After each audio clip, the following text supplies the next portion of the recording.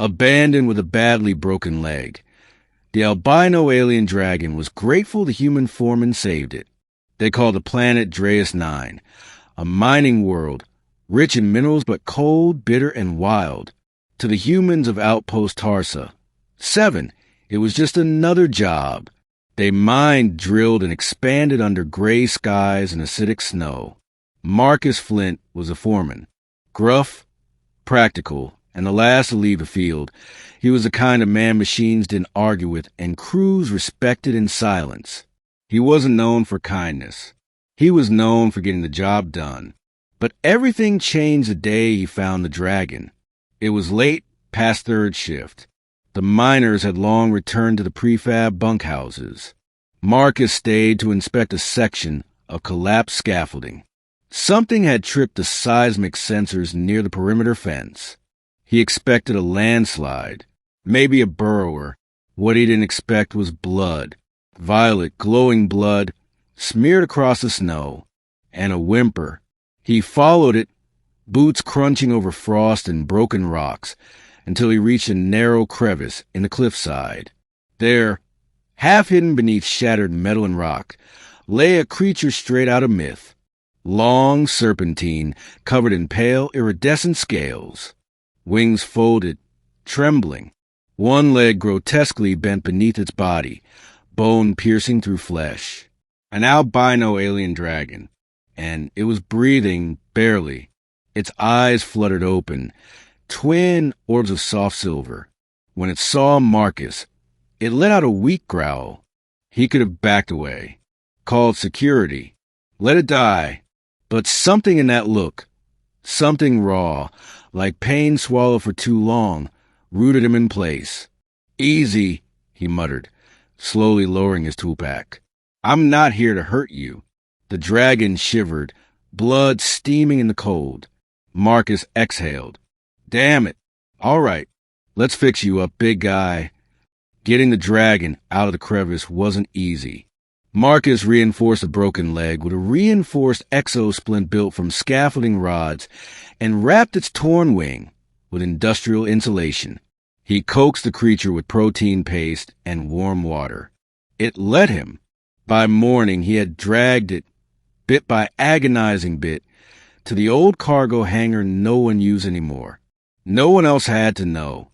He named it Ghost because of its white scales and near-silent movements. It didn't speak, but it understood.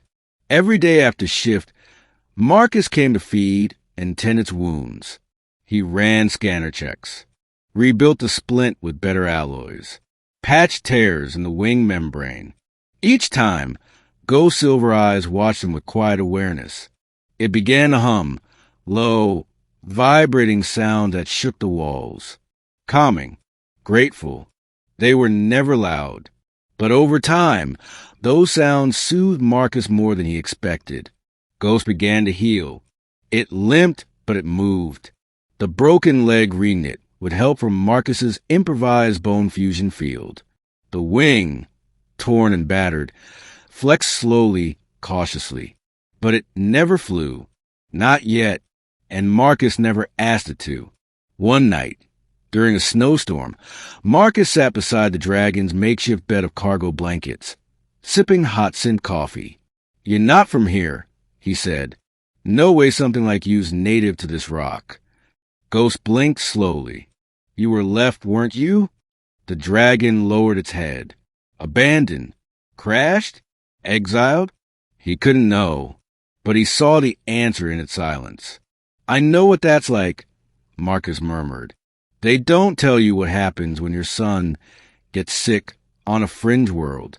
No medicine, no help, just silence. He didn't say more, but Ghost stretched his head toward him, resting its snout gently beside his boot. A gesture of quiet understanding. That was the night Marcus decided, I'll get you off this world. But good things never stay hidden. Security picked up heat signatures in the hangar. When the patrols came through, Marcus intercepted them with excuses and redirects.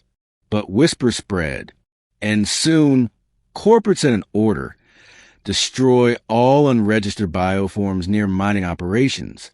Marcus read the order twice, then tore it in half.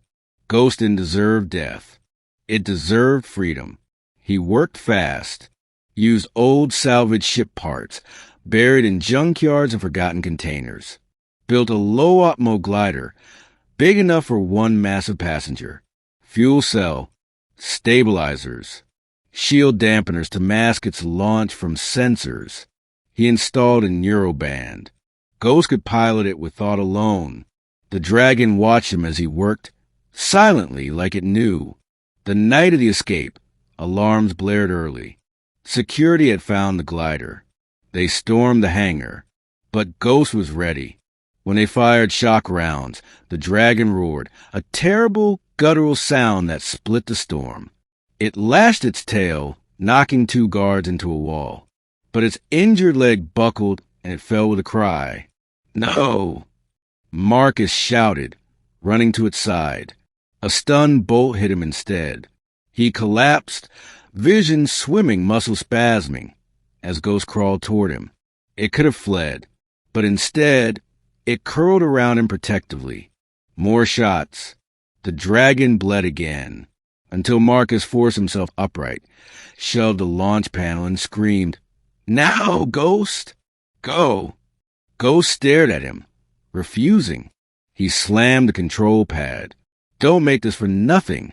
Fly, damn it. Tears blurred his eyes. Then Ghost moved. It dragged itself into the glider's seat. The neural band clicked into place. The engines flared, and with a howl that echoed across the outpost, the albino dragon launched into the sky, past the cliffs, past the clouds, into freedom. The aftermath was messy. Marcus was arrested, interrogated, labeled a traitor. But before the sentence came down, something happened. A shadow crossed the sky. A streak of silver and blue thundered to the upper atmosphere, cloaking towers in flickering light, and then a roar split the clouds. Every system in the outpost shut down for 10 seconds. When they came back online, Marcus was gone, his cell empty. No cameras worked. No log survived. Only a single white scale remained on the console. They say the albino dragon came back for him. They say Ghost never forgot the man who saved it. And now, across border worlds, people speak of a silver ship shaped like a dragon's wing. It comes when you're hurt, lost, abandoned. Sometimes it lands, and a scarred human foreman steps out, says, "Need a hand?"